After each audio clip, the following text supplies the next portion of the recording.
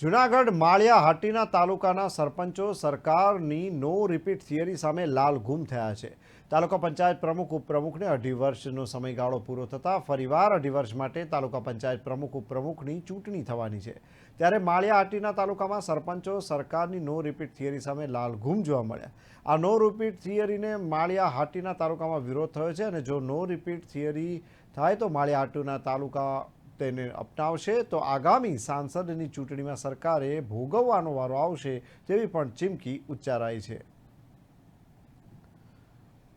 બધા સરપંચીઓ મળેલા સરકારની જે તાલુકા પંચાયતના પ્રમુખની નો રિપીટ થિયરીનો જે જીઆર આવ્યો છે તેના વિરુદ્ધમાં અમે બધાએ તેનાથી અસંતોષ છીએ કે અમારી જે માળિયા તાલુકાની જે પદ્ધતિ છે કે જે પ્રમુખની જે કામગીરી છે બધાને સાથે રાખીને બધાના પોતપોતાના વિસ્તારમાં ભાગે પૂરતી બધા ગ્રાન્ટનું વિતરણ કરીને અને વિકાસના કામો કરવામાં તત્પર હોય તેમજ અમારા માળિયા હાટીનાના જે તે કંઈ પ્રશ્ન હોય યુવા સરપંચ છે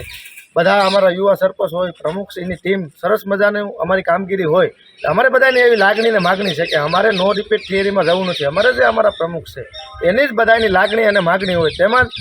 આવનારી ઇલેક્શન 5-6 મહિનાની અંદર આવે છે। હમણાં વિધાનસભાનું ઇલેક્શન ગયું એમાં પણ અમારી જે ટીમ આ યુવા ટીમ છે બધે એમાં માળિયાએ 18,000 17,000 થી 18,000ની લીડ આવી એટલે એ પણ અમને સંતોષકારક હોય એટલે ભાજપના જે મોવડી મંડળના આગેવાનો છે મુખ્યમંત્રી શ્રી CR પાટીલ સાહેબ આ બધાને વિનંતી છે અમારી કે અમારે જે નો રિપીટ થિયરીમાં માળિયા હાટીનાને અમારે જવાનું થતું નથી। અમારી માગણી છે કે અમારા જે આ ટીમ છે તેનું ફરી રિપીટ થાય અને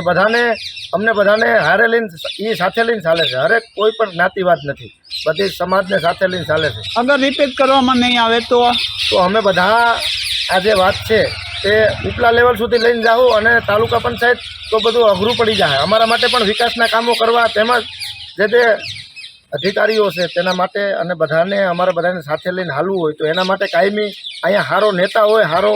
જે પ્રતિનિધિત્વ કરતો હોય, તાકાતશીલ અને શક્તિશાળી માણસ હોય એ જ અમને, બાકી અધિકારીઓ અમને કોઈ જવાબ દે